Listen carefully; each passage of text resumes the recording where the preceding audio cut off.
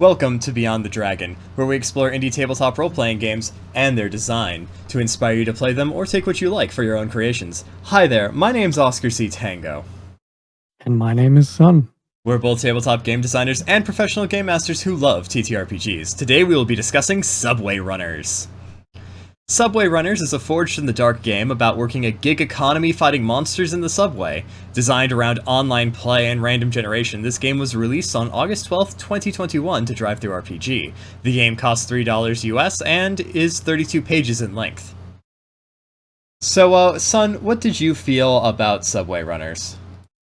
I really enjoyed my read-through of Subway Runners. I've read games before where there is a more digital focus to them. Or maybe I should say I've briefly skimmed over those games. But because of how we do Beyond the Dragon, I was more focused on, reading them and considering how this would play out. And I really enjoyed that more unique experience. With the game itself, I thought it was a really neat, very short, simplified Forged in the Dark game where it's basically a dungeon crawler in the metro tunnels. I really like that it really made both the GM and the other player characters all feel like they're playing together and bouncing off each other with this very procedural game. I would run Subway Runners, definitely. I think it's quite neat. Yeah, no, I agree. I do want to try running Subway Runners, and I like some of what it does with Forged in the Dark from an interesting standpoint. It takes out approaches, which are very common to the Forged in the Dark games. Yeah, it's very pared down and simplified, but also does some interesting things. I'm not sure pared down is the right word when it has like 27 different skills that you can get. Well, we'll get to that. Yeah, we will get to that. But yeah, so main engine and mechanics wise, this is a Forged in the Dark game. So effect and risk are in the game. D6 dice pool, but without approaches, so purely based on your skills. There are some weird bits to the game. Your character is entirely randomly generated. You generate your character with an online tool when you start playing. You can save it to a PDF, and also the gig you're getting, the monsters you'll encounter, the people you'll meet, the creatures in the subway, what the subway tunnel that you are in is like, side jobs, all of these are randomized with an online tool. Indeed. So yeah, that is the gist of Subway Runners. You can feel free to try it out from there. You might have gone through it so quickly because of how simple. Did you do the core dice mechanic there? Yeah, it's a D6 dice pool. Okay. Get a 6 and a success. Oh yes.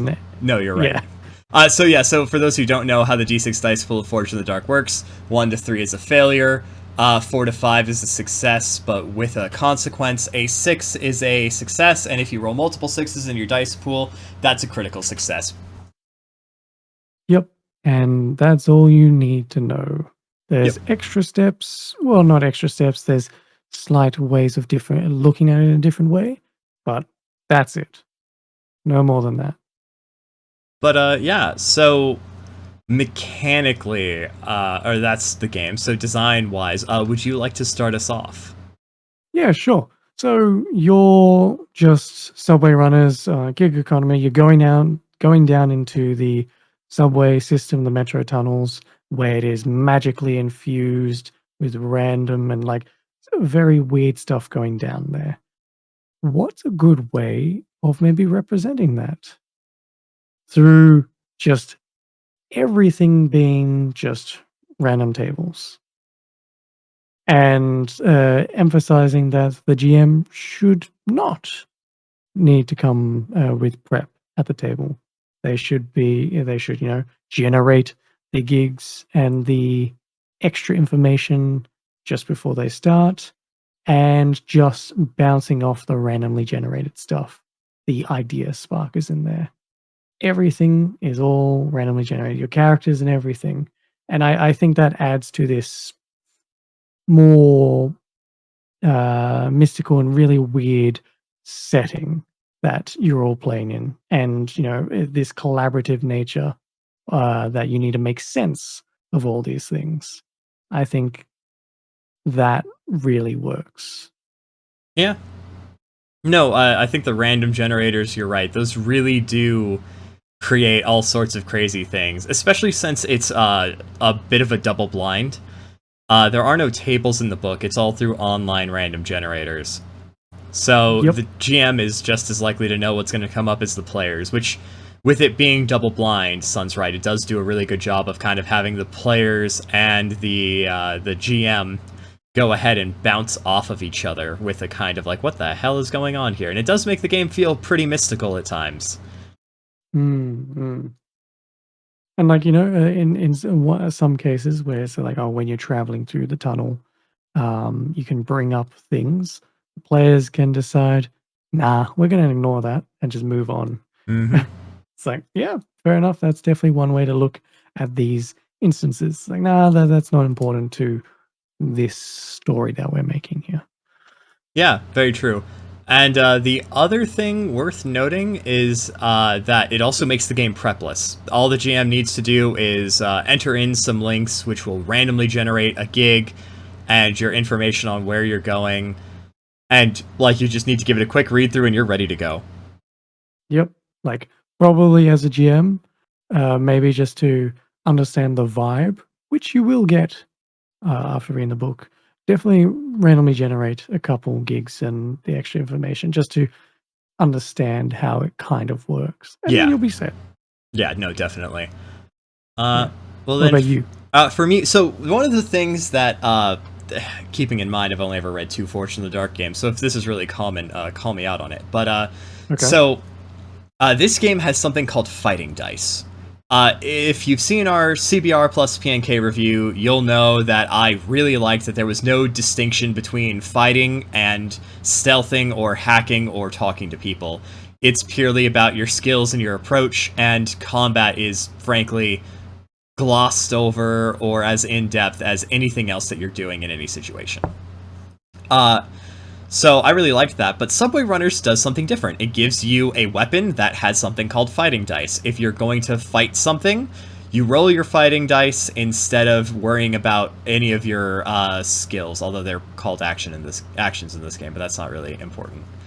And so it makes combat have dice that you can reliably use. You don't have to worry about like an approach or something, because if you have a knife with 1 fighting dice, you know that, and if you have a gun with 20 fighting dice, you know that. It's separate from your skills, so you don't have to worry about with random generation, oh no, none of us can fight.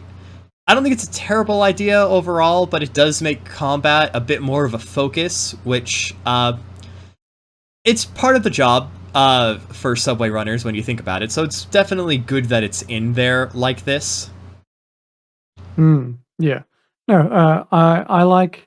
I'll definitely get onto it later, but actually, no. Yeah, I like that your characters have a set list of actions, and they come from a list we'll get onto later, and then the weapon and a couple other things is almost a separate extra action that you can take in place of using those one of your other actions, and use their dice instead.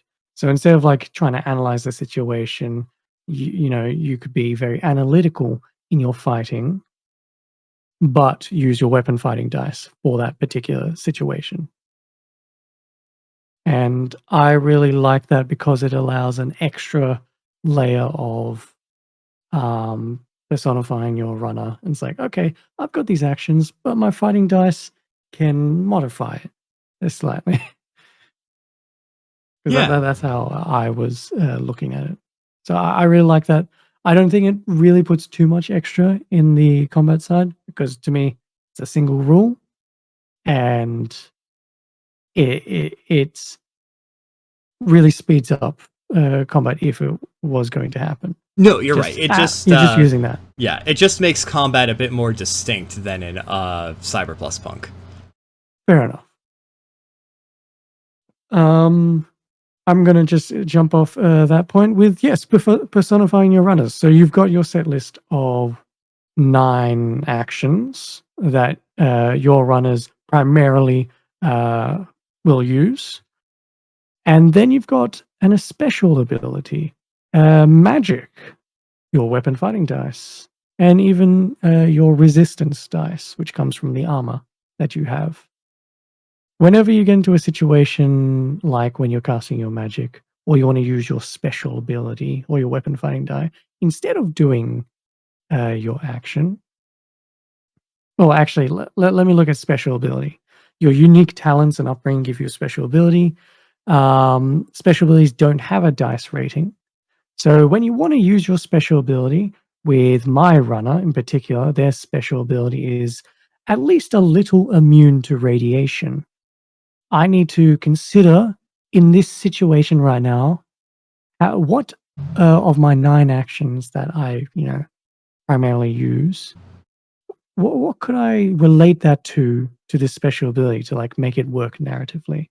You know, I think in this situation, um, maybe rig, where I like jury rig something, or I've already prepared something, and I'm testing whether I jury rigged it enough that I've got some, rat away in my armor right now. So I'll roll my rig to see if my special ability works in this situation.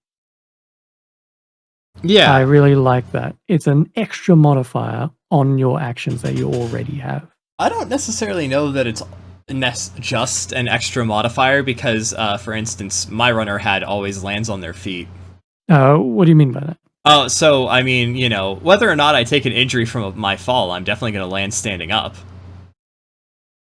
Oh, to use your special ability, you choose a related action and then roll its action rating when you do your special ability. Yeah. Yeah. So not a modifying sense of numbers and all that, but it flavors the action even more. So even Yes. more potential ways of doing things. Yeah. What about you? On my end, we're gonna touch on something with about the level of depth that the book touched on it. There are things called magic domains. You can cast spells in Subway Runners. What kind of spells you use and the theme of your spells is given to you on your runner sheet. But if you want to do something and it fits the theme, go ahead and do it. It's flexible, it's stylish, it has the potential to go horribly wrong, and that right there is some good magic. Yeah, yeah. And in this particular situation, magic does have a dice associated to it, like weapon dice. So, yeah, it's free form. Um, and yeah, I think it's really neat and keeps in line with how simple this whole system is. Yep. And Yeah. then yeah. Oh, I will make mention. I just how it's written and all that. This is another situation where it's like, I'm using my laser magic, but I'm doing, I'm going to do it in like a spy way with my actions. But instead of rolling my spy dice, I roll my magic dice. So another way of really personifying your character in how you're using your Yeah. magic. And it could my be laser magic. Yeah, and I wound up with electric magic, so it's like, oh no, there's an electrified fence and it's on. I'm gonna roll my magic dice to turn it off. And what action do you think that would be with the ones that you have there? Well, I mean, it's just your magic dice. That's why you have a separate Well, pool of dice. yes, but it's true. It is still to how I'm interpreting it is instead of rolling based on the action rating. Oh wait, sorry. You can cast a magic spell in the same manner as any other action, but instead of rolling based on an action, roll your magic dice. Yeah. That's how I'm interpreting it. It's like, oh, you know, I'm doing this I'm doing my spy action, but with laser magic. Nah, I'm just doing my magic. Fair enough. If it has its own dice, it's like fighting. You just get to chuck your dice at it. Oh well, that's how I consider how weapons work as well. That's how I do it. I saw the actions as instead of actions as skills, just because they're given a rating that affects your dice pool. Fair enough. I took it more in like these are the actions and these are tweaks to the actions. and you use these dice instead. Look, we can get into the argument about whether or not these actions count as moves in a Powered by the Apocalypse sense another time. Oh, totally fair. But also, it really doesn't matter that much with this system as well. No, yeah, it's true. It's not necessarily important. Saying I'm doing my spy action, but with laser magic, and I'm chucking my electric magic to turn off this fence, have no mechanical difference. No, but in terms of giving something for the GM, it might help with narrative wise. It's like, okay, Well, because if this I mean, or with consequences and the like. no magic has its own consequence set though.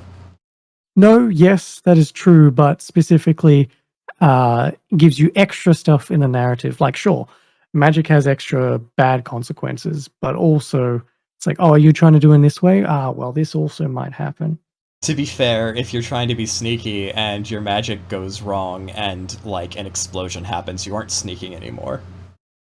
No, no, no, that is true. But I think there is a little bit of extra, not design space, but consideration space for the GM to be like, oh, okay, I see what you're trying to do with your magic, and then adding it on top.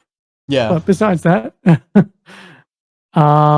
then for me, the fact that just because of how subway tunnels are, metro tunnels are, this is a point crawl dungeon crawler. You're going through tunnels, you're getting to points of interest, usually the thing that happens during that tunnel, and then stations, which are your checkpoints so you can recover wounds at the clinics that are always at a station, or you can decide to go up into the city to relieve stress, um, just so you can keep running through your gig.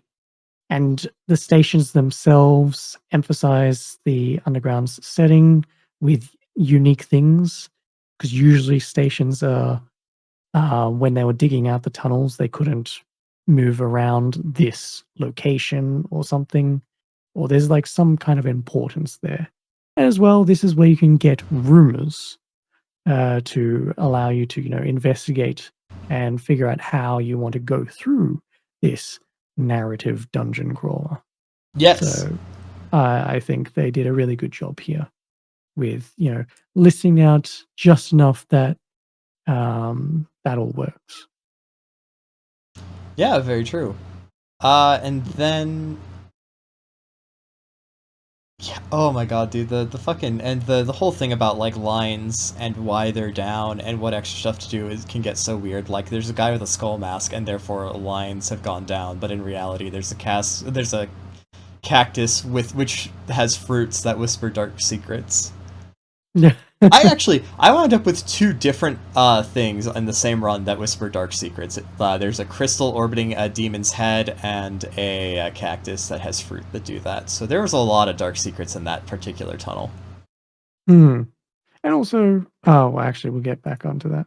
One thing I did want to make mention of the stations is if you want to go up into the city, that is just free form narrative for the players to be like, how do I relax? So a little bit more of like allowing the characters to have a little thing, but then that is when the GM can alter what has occurred down in the metro, which it is part of the random generator. What occurs if they leave the subway? The one I got is, meanwhile, in the subway, a shadowy government branch is declaring the line, you have to repair a classified site. So that, the players will be aware if they leave, something may occur. So it's kind of like a toss up. Do we want to reset our stress and potentially risk having to, replan how we do things? I like that. Yeah. It's a very quick way and simple way of in like OSR games and tradition like old school games, when you leave the dungeon, the dungeon master refreshes and sees how the dungeon changes. Enemies will, go back into rooms that they've cleared and all that. This is kind of that mechanic, but designed for this game. Wait, what? When you refresh your stress at a station and leave, Mm-hmm. the subway can change. Oh, It's yes. similar. It's Because it's similar to fucked in up old and school magical. games. Yeah. Yeah, where you refresh the dungeon. Yeah. But yeah. No, one of the other things I really want to talk about. So, since you're talking about stress, this game has stress, which leads to trauma. At 4 traumas, your character retires. It also has wounds, and wounds are separate from stress. And this is a really useful thing because it makes consequences clear, because so frequently stress is the term for, like, damage, oftentimes in, Forged in the Dark games. Your character takes stress, and then you mark stress boxes that have mechanical effects. In this, stress doesn't have a mechanical effect until it's filled, and you take a trauma, at which point you have to leave the action and go rest up top before you can come back down. But wounds are separated from that, and wounds have mechanical effects, and it helps make consequences clear, because you don't, like, is the situation going to stress you out? Are you going to take a wound? Is there going to be a monster popping out of a hole in the ground to eat you? Does the situation get worse rather than better with what you tried? It really helps get into the flow of what are consequences, which for some GMs can very much be a bit of a struggle to do. Yeah, with more hit box type of things, with more HP like mechanics for your players, it allows more variety and options for the GM and the players to consider. Yeah, definitely. Yeah, no, definitely. For me, then my last one that I think like helps like really like fulfill this game is the modern corporate ruling setting type of thing. With one, this game needs you all to have some kind of technology on you, access to the internet, so you can go on these perchance random generators to get your character sheet, to get the potential jobs, and to get the actual information that you might use during the jobs. These character sheets are just player files that the player, they just generate a new file until they find one that they want. Your promotions, which are the advancements, are delivered by Amazon like drones just immediately once you've successfully uh, completed an action that gives you a promotion. Gigs, as they state, is like send this gig to your players, and use Discord or whatever, and they have to confirm the gig by texting back the confirmation code, type of thing. And the fact that there's going to be a lot of screenshotting to save bits of text, and a lot of text being sent back and forth between the players. I think that helps adjust our minds back into that modern setting as well.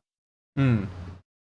So I think this is where the game being more digital works with also the in-game setting. Yeah. That is reasonable, although that actually makes me think, what, this game would be hilariously good for, West Marches? Oh yeah, no. The gig bit, yeah, no, that was definitely that I would use that with West Marches. Well, yeah, and also, It- like, post this gig into your, your little West Marches server, text back with this confirmation code, we'll see how many runners we can get for it. yeah, and hell, that would be very interesting, especially since the GM shouldn't prepare. That'd be a pretty low effort West Marches game. Yeah. Although we're gonna talk about some stuff with that in a bit, but Yes. on my end, if you or sorry, are you done? Do you have much more to say? No, that they're my like core things that I think help make this game stand out. Yeah, I have one last thing. It does kind of fit into the design. It doesn't really fit into critiques or standouts. So purely random characters. So there are a lot of things that you are just not going to get to see or try with just one character, or even two, or three, or maybe four. The way that there are 3 times as many skills as any one character is going to get. Sometimes it feels like games that are designed to be low prep or, built around a very specific type of adventure, it might be really hard to get into for, like, a second go around once it ends. But with this game, since it's just about a gig, if you like the gameplay and you want to try out things with a new character, it's super easy to do. It's super low commitment. You could literally tell your friends, like, hey, don't worry about making a character, it's randomly generated, and, like, I'll show you how to play, and Forged in the Dark doesn't take much effort to learn. So, there's a really good reason to come back with just how different characters can be from one run to another. Yeah, like in this is almost just being pre-gen characters. It's like, hey, does anyone want to just play a game for like an hour? It's like, just go on this website, boom, characters done, let's play, type of thing. Oh, Yep. you don't like that? That's fine. Here, give me that pre-gen character. Yeah, here's a new one. Just press the button. Just keep refreshing. Yeah, if it doesn't Everything. spark joy. Yeah, if it doesn't spark joy, just refresh. Type of thing. And you made mention of the actions. The fact that you get 9 primary actions and there is 27. I really, really like that. The fact that there are a lot more actions that can personify each runner, but you'll only have access to 9 at a time. I really like how that is done because, in a way, you can consider that in like a D&D sense. These are what you're proficient in. So we don't need to look at the rest of the stuff, but also sometimes when you generate the character, the things, some of the actions that you'll have zeros in. But the benefit of actually having those actions is you can eventually upgrade them through promotions. But the other actions that you don't have, well, you can't upgrade them because you don't have them. Yep. I think that adds to, yes, the replayability and the uniqueness of each runner. With So all the cool things I see in Forged in the Dark games that we do, because it's like been 2 now where I've been like, oh wow, this game is actually pretty cool, and I have some ideas which we'll get into later. One of these days, the Guildmaster is going to convince me to actually read Blades in the Dark, and I'm really worried that I'm going to be like, wait, what the fuck? This is so boring in comparison to all the hacks I've read. Although, that's the thing. I have read Blades in the Dark, but it's been a long time, and I honestly don't remember too much beyond the core, and I need to go back to it because I really like the vibe of Blades in the Dark, but maybe these Forged in the Dark games might have spoiled me. But I'm like, oh, actually, I kind of want to run a very, very thinned down version of Blades now. Yeah. Yeah. It's entirely possible. But with that, moving on to criticisms. So I have like 3 criticisms that like 2 of them are really big, and one of them I thought up as I was rereading my notes for the game. Yep. So, do you want to go first, or should I? Sure, I'll throw out a tiny, tiny little one. Just chuck it out there. I see some. There's a cutoff sentence and a cutoff list of actions. Oh yeah, Going dude. onto a No, new that page. list of actions is too long, I think, to fit on one page, though. No, they can fit on. That can fit on one page. Yeah, but That can also definitely with fit on how one page. long this is, and in an artless game, what the hell are they supposed to fill it with? Oh no, like honestly, that's just where I'm like, blank space, that's fine. I don't care. It's one of those things. It's a me thing. Oh no. That's like a third blank space missing. But yeah. beyond that, and also like if you go to the end of that chapter, is it that chapter? Yeah, it's both the runner's file and it's the first 2 chapters. There's a single page which has a single paragraph on each of them. So, they do Yeah. have extra spacing. No, It's you're a right. small thing, tiny, tiny, tiny small thing, especially with list, even smaller. But the other one was an actual sentence being cut off from a paragraph onto the next page. Actually, a paragraph. Yeah, there's two instances that I remember. One where there's 2 lines of a sentence and the rest of the paragraph is on the other one, and another one where there's 2 sentences on the next page. So Yeah. very, very tiny thing. Very tiny thing. Oh Your man. turn. Well, then my first and smallest thing is way less than yours. So in this game, effect is a completely vestigial mechanic. Effect is very narrative. Effect Yes. does fuck all. There is Yes. no reason to measure your effect because having more effect, it does, I suppose, arguably have narrative differences, but like since there's no use of clocks or anything to measure like progress in an ongoing task written into Subway Runners, it just you can't do anything with it. Yeah, like this is one of those instances that I'm glad you brought that up because it kind of ties into the combat that I wanted to get into. Mm. Because in same situation, like with combat, uh, am I just going to make the larger, more important combatants have to take a lot more wounds, like a clock system, and the other ones I just need a single successful roll? Like, what is the effect doing there? Does a success with a consequence but a very low effect mean that they are still up type of thing? That is like entirely narrative now. Yeah, or like, And do yeah. they, or, is it a, oh, well, I hit them, but they got me too, was the consequence, like, we traded blows.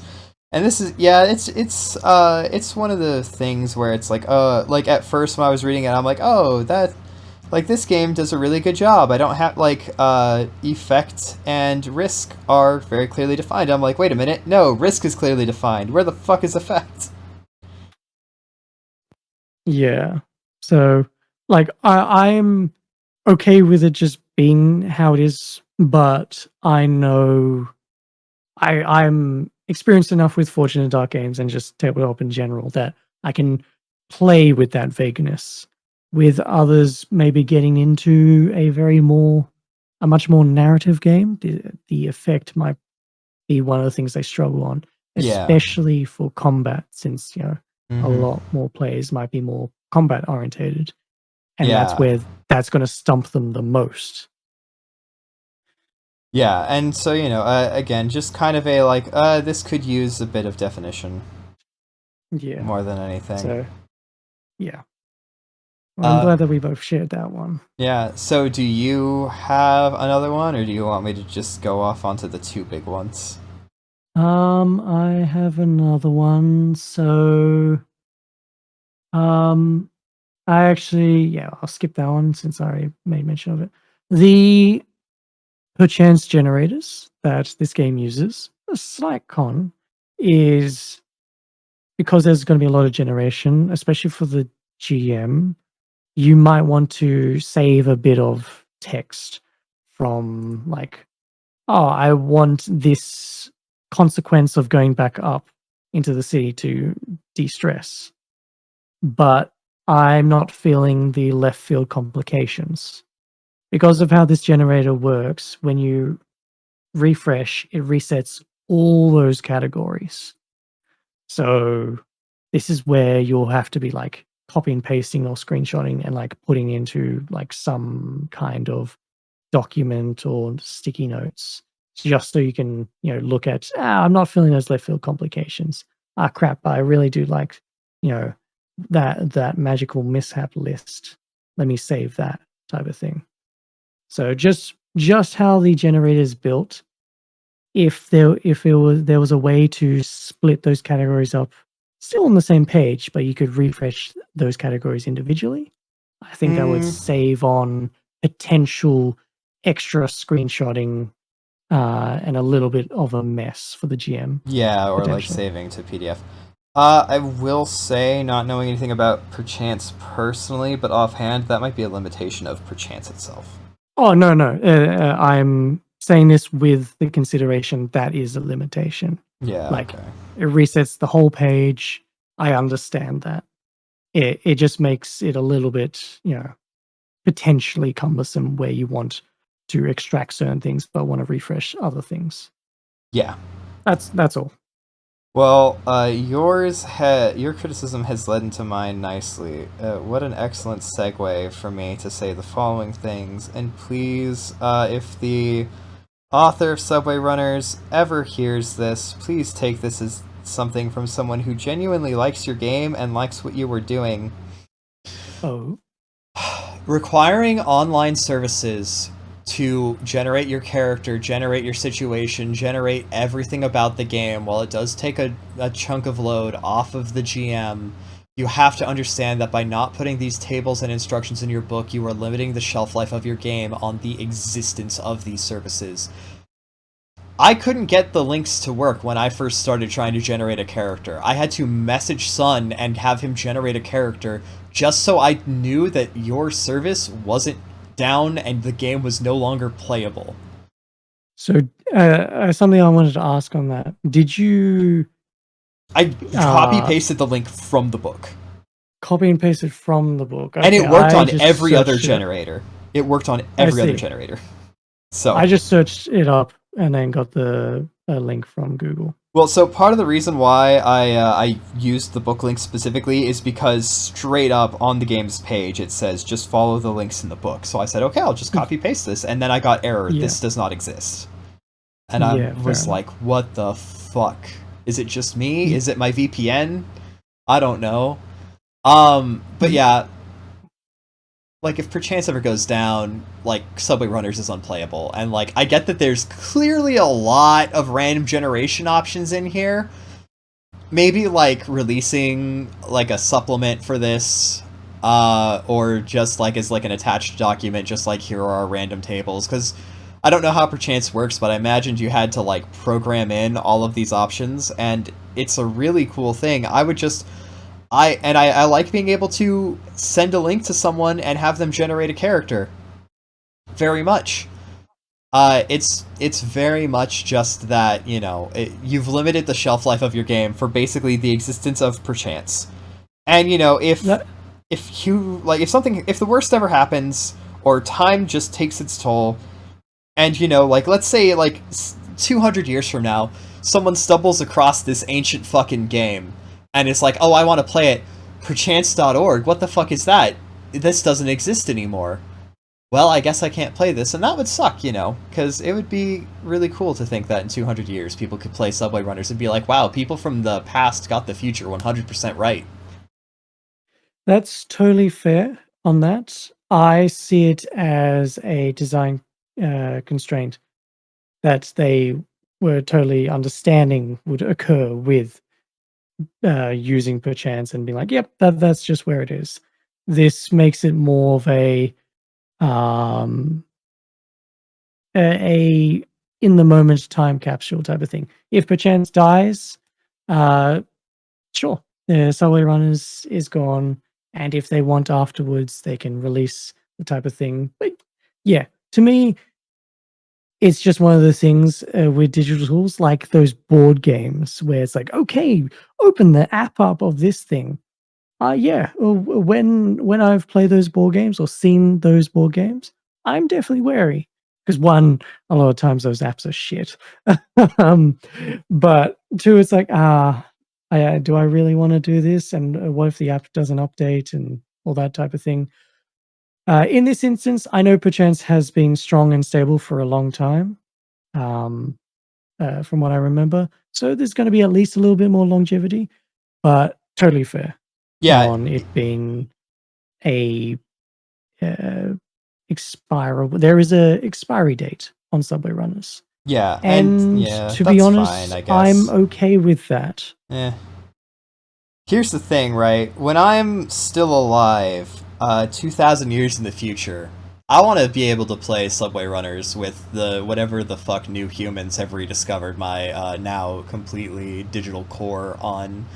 some kind of rocket that's hanging out near the fucking corona of the sun or whatever. Fair enough. And when I'm dead in 2 years, I'll have at least played Subway Runners, and I'm okay with what happens after. Yeah, you know, fair enough, fair enough. The two sides of the coin. Yeah. You know what though? Okay, actually, well, one other thing I do want to say, like 100%, I appreciate the no prep option for this game. I appreciate that it is just click some links and you are good to go, or you know, type in some links, save them as bookmarks, whatever, and you're good to go. I like that works, and it's great for this game's dedication to online play. It basically doesn't even need a VTT because you can just play it on a Discord. Oh, totally. This is 100%. Add in a bot, like release your roll tables as text so that I can put them in Forge VTT at least, or like Roll20, and then like fuck it, man, make a Discord bot that will like use the roll tables. Yeah, if you can. I don't know how complicated that is. I'm asking people to program things I don't know how to do. I feel bad about that. On itch, with the amount of games that I download and all that, there's a lot of times where I see one of the download files. It's not a download file. It's a link to a Google Sheets character sheet or a table generator and all that. In this instance, Subway Runners didn't opt to do that where it links it to the perchance thing. It does it in the description of the actual game page as well as in the book. So that's totally fine. That could be one instance where it's like, hey, here's a Google Sheets generator of all those tables. Or yeah, here's just an extra PDF. Just plain text. Here's all the random tables. Totally fair. That would only be a benefit to this game. But yeah, I'm okay with how it is. But yeah, you can't go full campfire. You'll need to have a campfire and your mobile phone. Yeah. And just, yeah, no, my main thing is like, I also want to see these roll tables. Because some of the things I found were so like, what the fuck? I want to see more. I really, that's one of the strengths that I like about it. I really like that I don't see. No, I do that's too. One of those things where I do the too. GM is more of a player, where it's like, I'm not quite sure what's going to pop out. No, you're right. I love the double blind, but just so that I can like. But here's the thing, right? Even if you have a diverse enough roll table, you're not going to fucking know. No, that's totally fair. But I guess this is just a simple way of doing it. Yeah, no. So yeah. No, so yeah, that was like one of my biggest things is like, look, you've shelf-lifed your game, and I would like that not to be the case personally. If your intention was to make a game with a specific shelf life, then ignore me. But also, please, for the love of God, release your roll tables. I need to see what's on here. If you just email them to beyondthedragonpodcast@gmail.com, please. Thank you. All right, great. Moving on. Why don't we go to standout? Oh, I have one more critique. Oh, okay. So this one, it's going to feel very different than my complaint about shelf-lifing. So this game is really, it says very much it's not built for a campaign, but it lets you replay characters to get promoted. As for a session length, a session could last the length of a single gig, or like 10 if your party is willing to keep fucking going. The number of sessions that you can get out of this game rely very heavily on how much your players will want to enjoy the random subway magic.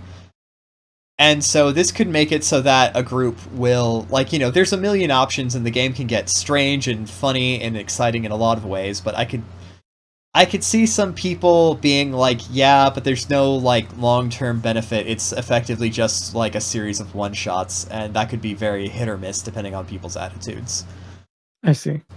Well, the game states that it's basically a mini campaign. No, yeah. At best, type of thing. So I don't see it as a knock.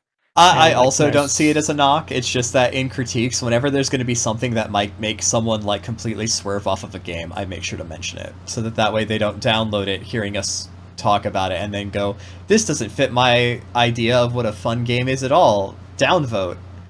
Go into I this see. game knowing it's not built for a campaign. You can replay your characters and promote them. There are systems for that if you want to run through multiple gigs in a session or 3 or 4 sessions, but if you do not like the repeat play and random generation, this is going to be very hit or Fair, miss.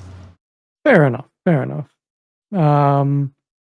Yeah, no, I'm all good on my end in Yeah. terms of Standouts. okay. For me, I'll just throw another quick one. I like the soft, simple, almost cutesy visual layout of this game. It's a purple background with light blue text, very large, kind of rounded sans serif text with the chapter pages utilizing the aesthetics of the metro tunnel maps of those the color lines, with the dots being just the titles, and just single column, no thought to anything else. Very simple. I think it aids to the how this game being written feels. The vibes seem cohesive with the layout and its visual aesthetic. Yeah, no, they do. Yeah. I'm not gonna lie. I was reading this game during like a massive storm, and like going from dark mode, dark purple PDF to my notes was fucking blinding. I was like, oh god! I would like take down a note as quickly as possible, misspell a bunch of stuff, and then just flip back to the book and be like, oh, I can see again.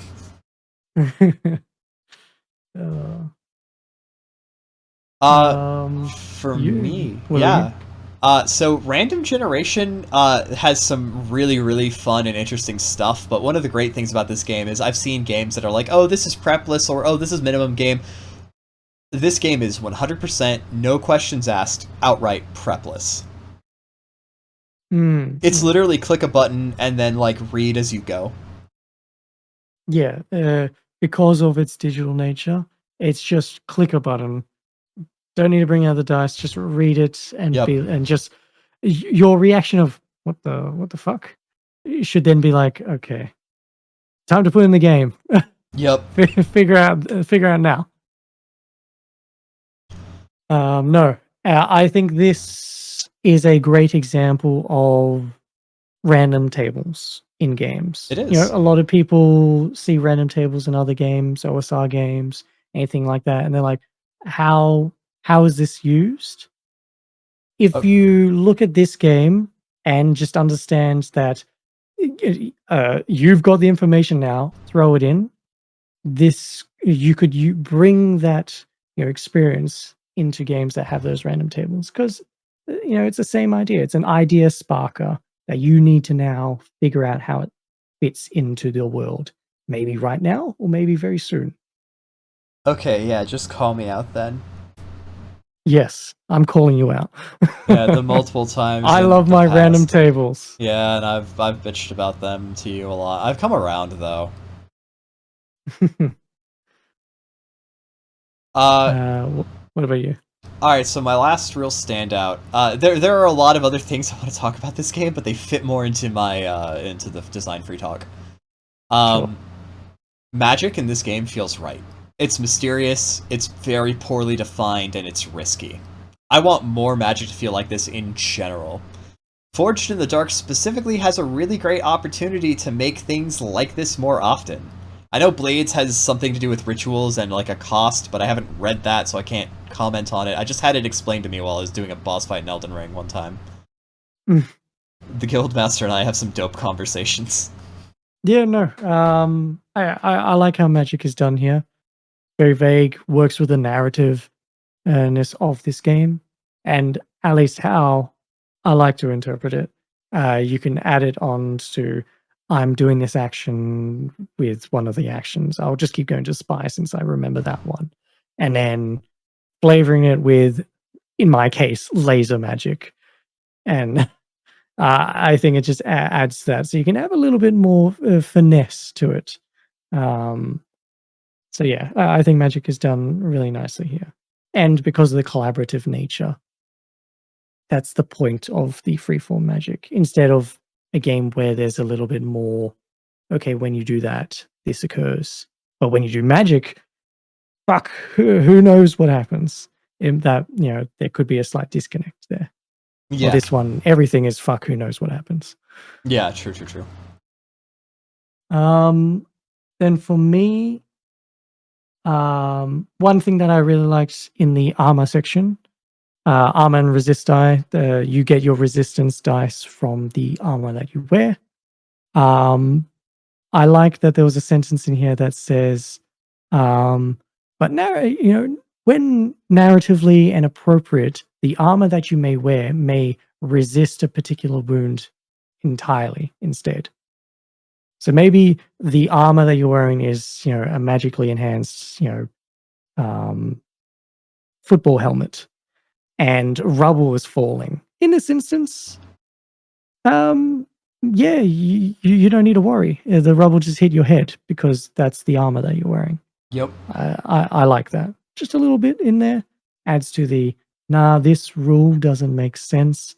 We're going with a narrative approach, but they've written it into the book. And then the perfect way to finish off this PDF while referencing the random generators at the same time as they make mention, you get the vibe of this book.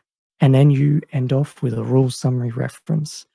All the mechanical juice condensed down into, I think it was 2 pages. You pretty much don't need to use the rest of the book afterwards, because you just need that rules reference and your generators. And then you should be good. There were only a couple. At one point, I scrolled all the way down to the bottom of the book. I don't remember why. I think I was looking for something. Oh, right. I was looking for potential, tables, and they weren't there. After I couldn't get the online generator to work, and was like, oh shit, I need to message Son about this. I see, yeah. Yeah, no, there was only, once you've read the book, you can just use that, but don't just read the back of the book. There's a couple of things that are really helpful in that. No, yeah. You should read the book and understand it and get the vibe, and then you'll be all good. You sure will. So, I guess we can move into free design talk. Indeed, we can. So I have one thing written down, but I've had 2 thoughts while we were talking this episode. Okay. As normal. Feel free. Oh, you don't want to start? Oh, well, if you've got things that you haven't written down, might as well get them out now. Ah, shit. Okay, yeah. So, in terms of things I haven't written down, with what I was saying about the fantasy stuff, I feel like actually, there could be a lot of fun to be had in making taking the magic from this game and putting it into a fantasy forged game. In general, I think that could be a big blast. I think everyone could have a lot of fun doing that. And also with the idea of a gig economy, you kind of get into the idea of dungeon crawling in a lot of games. Why are you dungeon crawling? Because you're fucking broke, dude. Yeah. And then with that, also just in general, Forged in the Dark, or not Forged in the Dark, West Marches would not be super hard to run using this game or games designed around it, a similar philosophy. Yeah, with the fact that it's intended for mini campaign play or one shots, and the fact that West Marches is a series of one shots, and for some characters / players, mini campaigns. Yeah, I think Subway Runners would suit that West Marches type of play, and allow players to cycle through characters eventually, quite easily. Yeah, those are my 2 not written down ones. Okay. For me, this has I've always wanted to play games that the setting is metro tunnels, subway tunnels, and all that. I've got an apocalypse game that in a modern day apocalypse game that the dungeons were the subways, and this game is all about the subway being the dungeon. And this is definitely made me interested in, I could just run this if I wanted a more very free-form narrative game. And I'm glad that I have reread this, because I remember reading and going, "Oh, that sounds interesting," in my Forge in the Dark research days, and I'm glad it's held up my interest. Like, I definitely want to try and run, an OSR game in subway tunnels and all that stuff. And if I'm not running Subway Runners, I'll definitely use what I've learned here and seen in those different games. Definitely. Yeah, definitely. What about one of your written down ones? Oh, you mean my one written down one? Okay. What about your one written down one? So, the actions in this game are a really amazing list, and I could really see someone making several hacks for it. I'm in a I've been, like, on and off wanting to make a space salvage game, for a little while, typically whenever I get into a mood and wind up playing some more Hard Space Shipbreaker. But, having looked at this, like, yeah, I could see, like, the skill list, some of it doesn't necessarily seem like it's super handy for a subway game, like piloting. What am I piloting? The train. Trains run on rails. They don't need to be piloted. And also, that's called conducting. It is a magic subway. You don't know what those trains are like. You know what? You're not fucking wrong. But no, like I saw the list and I was like, oh, you can make a really cool sci-fi game out of this, which is my response to a lot of things I realized. But no, you could make a good fantasy game out of this. A lot of the things in this game can be separately cut away and then put into something else in a really exciting way. Yeah, no, I really like this for Subway Runners. The one thing that I would take from this is the fact that there's a list of actions, but each player will only get a certain selection of those actions, and that defines their character. So yeah, these are the actions that that character really cares about. So of course, that's all you need on your sheet. I really like that. A different way of looking at proficiencies and all that stuff. You don't need that the extra stuff on your list on your character sheet. Just focus on this stuff. All good. Uh, um, Definitely my highlight of this game. I think potentially. Yeah, it's a really Um, good aspect of the game. yeah, but the other thing that Subway Runners has definitely done for me is inspired me to consider making more digital focused games, digital focused TTRPGs, I should clarify, or TTRPGs that have a more digital element slash supplement to it. Because there's a couple games out there that I'm interested in. It's like, oh, that's neat. They have some kind of extra unique thing online or like a program to generate stuff. And uh, since it's been a bit, Subway Runners is the first one that it is just telling me, yeah, just fuck the PDF after a bit. Just use the generators. And I'm curious as to what I could think of if I really leaned into that design space. Yeah, that's true. Because I've always wanted, besides this Beyond the Dragon and all that stuff, I am trying to do digital game design, video game design. And I wonder what a digital TTRPG could look like. Because there's a couple out there and a couple more, I'm going to say slightly more mainstream ones out there, like Burn Bright, that was designed specifically for Roll20, and another game out there that was designed specifically for a different VTT. You have a different design space to work with, and you can really make your game sing using the mechanics in Roll20, Yeah, or however else you're doing it. but maybe also look at Burn Bright as an example of what not to do. Well, I've not read Burn Bright. You One, can't. because You can't read Burn Bright. That's the problem. It uses Roll20's compendium system. You can only use it as a compendium for the rules. well, without getting too much into that game,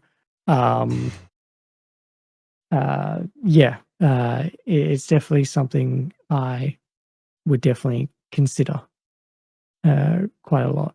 And a con that we did make mention was a game being entirely or half and half, uh, relying on a service.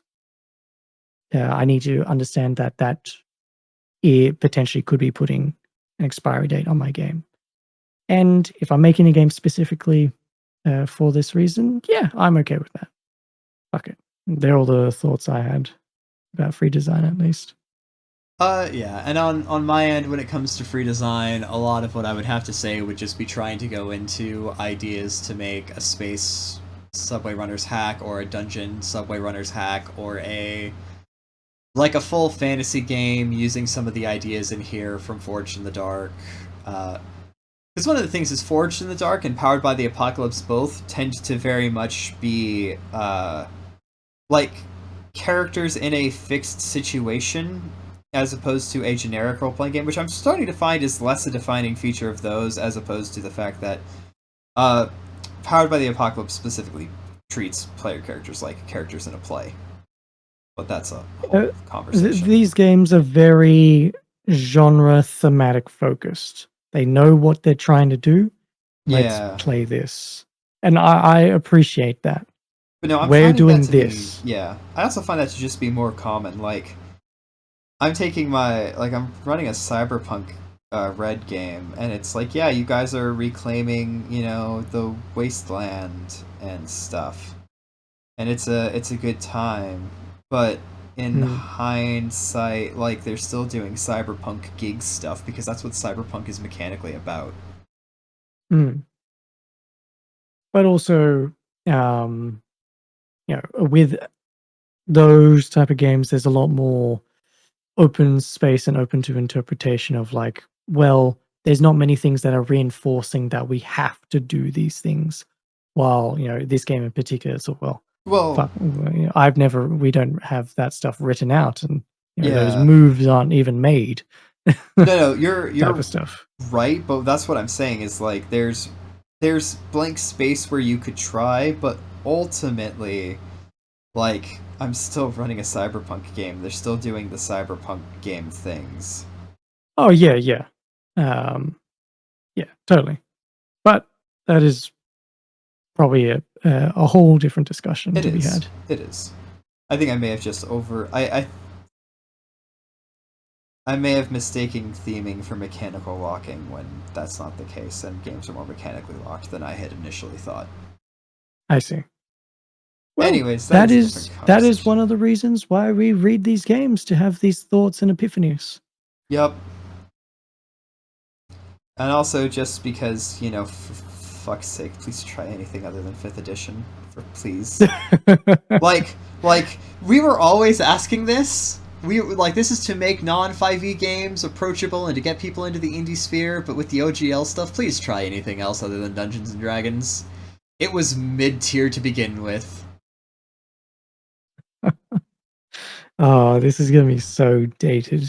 It is. Down 2 months or something. Oh no, dude, they said soon. It might be sooner than 2 months. Oh no, but like the fact that we're speaking with the information that we have now. Yeah, we record these videos like fucking weeks in advance.